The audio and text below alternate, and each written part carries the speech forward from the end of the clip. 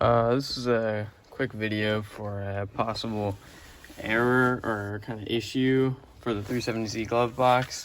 I was changing my in-cabin air filter, and so when I put my put all the stuff back together, I noticed the glove box wouldn't close easily. It's kind of, I can't really open it even. So I was trying to figure out what the issue was. You can see how close that is on that side. And on this side, it's much farther apart. I unscrewed everything. I did have this plastic piece, or like foamy piece, just they got in the way. So I figured maybe that was just blocking it somehow. I moved that out of the way, reassembled everything, still didn't fix the issue.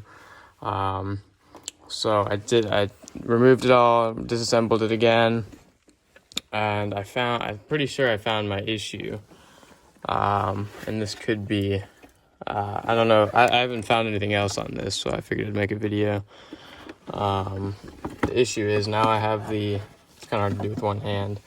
I now have the glove box section open, and the issue is right here. This silver metal piece needs to be inside, like down into that section, I guess. On the other side it is, and right in there it is in the little metal brackets, I guess is the word.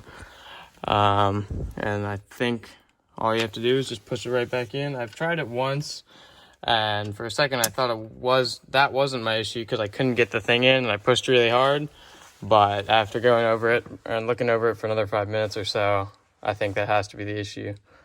And that's the issue with the 370Z glove box not closing.